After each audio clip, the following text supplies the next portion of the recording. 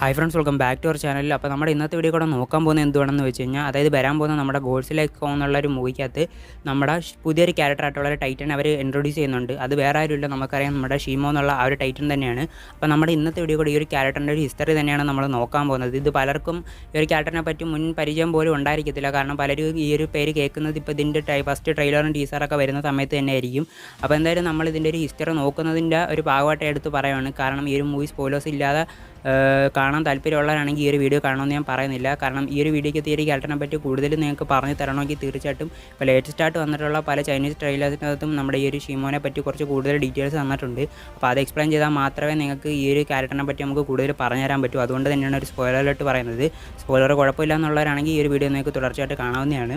അപ്പോൾ നമ്മൾ നേരെ ഈ ഒരു ക്യാരക്ടറിൻ്റെ ഹിസ്റ്ററിയിലോട്ട് പോകുകയാണെങ്കിൽ നമുക്കറിയാം, നമ്മുടെ ഗോഡ്സില്ല പോലുള്ള പല ടൈറ്റിൽസിനെ നമ്മൾ ഓൾറെഡി കണ്ടിട്ടുണ്ട്. അപ്പം ഇതിൻ്റെയൊക്കെ ക്രിയേറ്റേഴ്സ് എന്ന് പറയുന്നത് നമ്മുടെ ജാപ്പനീസ് കമ്പനിയായിട്ടുള്ള ടോഹോ എന്നുള്ള ആ ഒരു കമ്പനി തന്നെയാണ്. നിങ്ങൾക്ക് എല്ലാവർക്കും അറിയാവുന്ന തന്നെയാണ് ഓൾറെഡി. അപ്പം ആ ഒരു ലിസ്റ്റിനകത്ത്, അതായത് അവർ ക്രിയേറ്റ് ചെയ്തിട്ടുള്ള ടൈറ്റൻ ലിസ്റ്റിനകത്ത് ഇല്ലാത്ത ഒരു ക്യാരക്ടറാണ് നമ്മുടെ ഷീമോ എന്ന് പറയുന്നത്. അപ്പം ഈ ഒരു ക്യാരക്ടർ ഇതിപ്പോൾ എവിടെ നിന്ന് വന്നെന്ന് ചോദിച്ചു കഴിഞ്ഞാൽ, ഇപ്പോൾ നമുക്കറിയാം, ഇപ്പം ഈ ഒരിനകത്ത്, അതായത് ഈ ഒരു ടോഹോ കമ്പനിയുടെ കുറച്ച് ക്യാരക്ടേഴ്സ് അല്ലെങ്കിൽ ടൈറ്റൻസിനെ ഇപ്പം നമ്മുടെ ലെജൻഡറി പിക്ചേഴ്സിനാണ് ഇപ്പോൾ അവരുടെ കറക്റ്റ് അതിൻ്റെ റണ്ണിങ് റൈറ്റ്സും കാര്യങ്ങളൊക്കെ വെച്ചിരിക്കുന്നത്. അപ്പം അതായത് ഹോളിവുഡിന് വേണ്ടിയിട്ട് മാത്രമായിട്ട്. അപ്പം ആ ഒരു ലിസ്റ്റിനകത്ത് അല്ലെങ്കിൽ ആ ഒരു യൂണിവേഴ്സിലേക്ക് അവർ പുതിയതായിട്ട് ഉണ്ടാക്കിയ ഒരു ഫ്രഷ് അല്ലെങ്കിൽ ഒരു ഒറിജിനൽ ക്യാരക്ടറാണ് നമ്മുടെ ഷീമോ എന്നുള്ള ഈ ഒരു ടൈറ്റൻ എന്ന് പറയുന്നത്. ഇതിപ്പോൾ അവരുടെ ഒരു ഒറിജിനൽ ക്രിയേറ്റേഴ്സ് പോലും ഇതിങ്ങനെ ഒരു ക്യാരക്ടറിനെ പറ്റി ചിന്തിച്ചിട്ടുണ്ടായിരിക്കത്തില്ല. ഇതിപ്പോൾ നമ്മുടെ ലെജൻഡറി പിക്ചേഴ്സ് എടുത്തതിന് ശേഷമാണ് ഇങ്ങനൊരു ഐഡിയയും കാര്യങ്ങളൊക്കെ അവർ ഈ ഒരു മൂവിക്കകത്തോട്ട് കൊണ്ടുവരുന്നത്. അപ്പം ഈ ഒരു ഷീമോൻ്റെ ഫസ്റ്റ് അപ്പിയറൻസ് തന്നെയാണ് നമ്മൾ ലൈവ് ആക്ഷനിൽ ഈ ഒരു മൂവി കൂടെ കാണാനും പോകുന്നത്. വേറെ കോമിക്സിലൊന്നും അവർ മെൻഷൻ ചെയ്തിട്ട് പോലുമില്ല. അപ്പം ഇവിടുത്തെ മറ്റൊരു പ്രത്യേകത നോക്കുകയാണെങ്കിൽ, നമുക്ക് പലയിടത്തും ഗോഡ്സിലുമായിട്ട് സിമിലർ ആയിട്ട് പല സംഭവങ്ങളും നമുക്ക് ഈ ഒരു ക്യാരക്ടറിൻ്റെ ഡിസൈനിൽ നമുക്ക് കാണാൻ പറ്റുന്നുണ്ട്. ഇപ്പം എക്സാമ്പിൾ പറയുകയാണെങ്കിൽ, അതായത് ഇപ്പം നമ്മുടെ ഗോഡ്സിലുള്ള പുറത്തുള്ള ഫിൻസും കാര്യങ്ങളൊക്കെ നമുക്കറിയാം. അപ്പോൾ അതിന് സിമിലർ ആയിട്ടുള്ള പല സംഭവങ്ങളും നമ്മുടെ ഈ ഒരു ക്യാരക്ടറിൻ്റെ ദേഹത്തുള്ളതായിട്ട് നമുക്ക് ലീക്ഡ് ഫോട്ടോസിനകത്തായാലും ലീക്ഡ് സീൻസിനകത്തൊക്കെ നമുക്ക് കാണാൻ പറ്റിയിട്ടുണ്ട്. അപ്പോൾ ഇത് ഒരു ഗോഡ്സില്ല എന്നുള്ള ഒരു ക്യാരക്ടറിൻ്റെ അല്ലെങ്കിൽ ആ ഒരു ടൈറ്റൻ്റെ സ്പീഷീസിൽ പെട്ട ഒരു ടൈറ്റൻ ആണോ ഇതെന്ന് ചോദിച്ചു കഴിഞ്ഞാൽ ഉറപ്പിച്ച് പറയാൻ പറ്റത്തില്ല. കാരണം അതിനെപ്പറ്റി നമുക്ക് കുറച്ച് ഡീറ്റെയിൽസ് കാര്യങ്ങൾ പടം ഇറങ്ങുമ്പോഴേ നമുക്ക് കിട്ടത്തുള്ളൂ. അപ്പം ഇത് വെച്ചിട്ട് നോക്കുമ്പോഴത്തേക്ക് മറ്റൊരു സിമിലാരിറ്റിയാണ്, അതായത് നമ്മുടെ ഗോഡ്സിലേക്ക് ആറ്റോമിക് ബ്രത്ത് എന്നുള്ളൊരു സംഭവം വരുന്നത് നമുക്ക് എല്ലാവരും കണ്ടിട്ടുണ്ട്.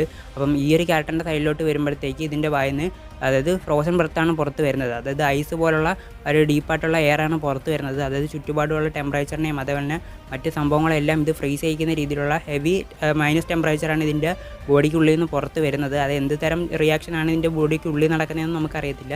അതെന്തൊക്കെ നമുക്ക് പടം ഇറങ്ങുമ്പോഴേ അറിയാനും പറ്റത്തുള്ളൂ. ഇപ്പോൾ നമുക്ക് ലേറ്റസ്റ്റ് ആയിട്ട് ലീക്ഡ് ആയിട്ടുള്ളതും അതേപോലെ തന്നെ ചൈനീസ് ട്രെയിലേഴ്സിനകത്തൊക്കെ എടുത്ത് നോക്കുകയാണെങ്കിൽ നമുക്ക് കാണാൻ പറ്റും നമ്മുടെ ഈ ഒരു ക്യാരക്ടറിൻ്റെ ഫസ്റ്റ് ലുക്ക് കിട്ടിയിട്ടുണ്ട്. അതായത് നമ്മുടെ മെയിൻ ട്രെയിലേഴ്സിനകത്തൊന്നും കാണിച്ചില്ലെങ്കിലും ഇപ്പോൾ ലേറ്റസ്റ്റ് ആയിട്ട് വന്നിട്ടുള്ള പല TV സ്പോട്ടിനകത്തേക്ക് ഈ ഒരു ക്യാരക്ടറിനെ പറ്റി അറ്റവും മൂലമൊക്കെ കാണിച്ച് അവർ സ്പോയിലാക്കുന്നുണ്ട്. അപ്പോൾ അതിനകത്തൊക്കെ വന്നിട്ടുള്ള ഡിസൈനനുസരിച്ചിട്ട് ഈ ഒരു ക്യാരക്ടറിൻ്റെ ഹൈറ്റ് നമുക്കിപ്പോൾ റിവീൽ ആയിട്ടുണ്ട്. അതായത് ഇപ്പം നമ്മൾ കറൻ്റ്ലി കണ്ടുവന്നിട്ടുള്ള ഈ ഒരു മോൺസ്റ്റർ വേഴ്സ് യൂണിവേഴ്സിലെ ഏറ്റവും വലിയ ടൈറ്റൻ ആയിരിക്കും നമ്മുടെ ഈ ഒരു ഷീമോ എന്നുള്ള ഈ ഒരു ക്യാരക്ടറിന് ഇപ്പോൾ ഏകദേശം കൺഫേം ആയിട്ടുണ്ട്. ഇപ്പോൾ നമ്മുടെ കോങ്ങിൻ്റെ കാര്യത്തിലോട്ട് നോക്കുകയാണെങ്കിൽ, ഇപ്പോൾ കോങ് നമ്മുടെ സ്കാർക്കിങ് എന്നുള്ള ആ ഒരു ഏപ്പിനെ കാട്ടി കുറച്ചുകൂടെ ചെറുതാണെന്ന് നമുക്ക് ട്രെയിലറിൽ തന്നെ മനസ്സിലാവും. പക്ഷേ ഇപ്പോൾ നമുക്ക് ലേറ്റസ്റ്റ് ആയിട്ട് വന്നിട്ടുള്ള ഒരു TV സ്പോട്ടിനകത്ത് നമ്മുടെ ഷീമോൻ്റെ ഫ്രണ്ടിൽ നമ്മുടെ കോങ് നിൽക്കുന്ന ഒരു സീൻ ലീക്കായിട്ടുണ്ടായിരുന്നു. ആ ഒരു സീൻ വെച്ച് നോക്കുമ്പോൾ നമ്മുടെ ഷീമോ എന്നുള്ള ടൈറ്റൻ്റെ ഫ്രണ്ടിൽ നമ്മുടെ കോങ് ഒന്നും അല്ലെന്നുള്ള രീതിയിലുള്ളൊരു ഹൈറ്റ് ഡിഫറൻസ് ആണ് നമുക്ക് കാണാൻ പറ്റുന്നത്.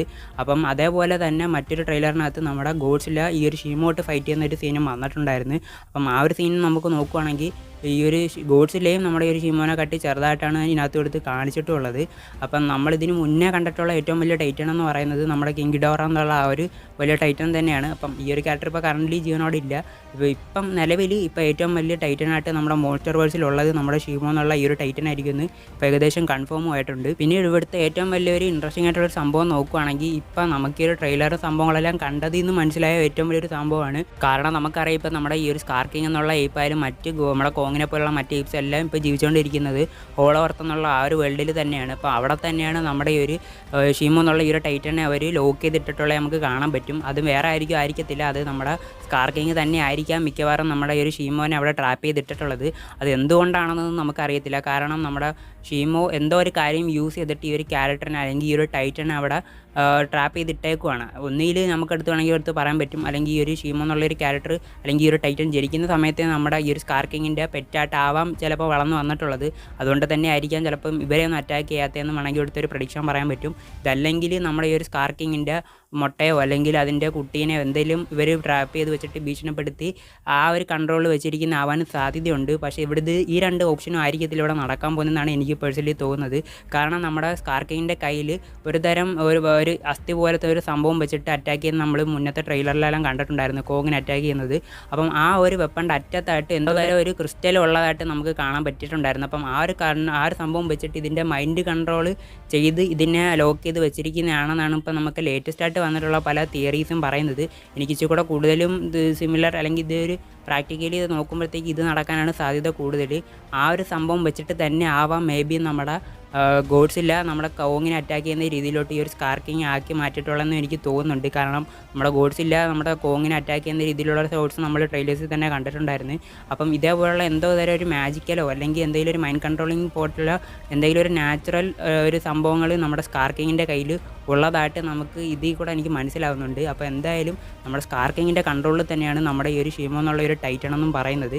അപ്പം ഈ ഒരു ഷീമോ ഒരു മെയിൻ വില്ലനാണോ എന്ന് ചോദിച്ചു കഴിഞ്ഞാൽ ഇപ്പം നമുക്ക് എന്തായാലും ഉറപ്പിച്ച് പറയാൻ പറ്റത്തില്ല. കാരണം ഇപ്പം സ്കാർക്കിങ്ങിൻ്റെ ഈ ഒരു മൈൻഡ് കൺട്രോളിങ്ങിലുള്ള ആ ഒരു സംഭവം വെച്ചിട്ട് ട്രാപ്പ് ചെയ്തിട്ടിരിക്കുകയാണെങ്കിൽ അതിൻ്റെ ഒറിജിനൽ ഒരു മൈൻഡ് സെറ്റിലോട്ട് വരുമ്പോഴത്തേക്ക് ചിലപ്പോൾ നേരെ ഓപ്പോസിറ്റ് ആവാനും സാധ്യതയൊക്കെ ഉണ്ട്.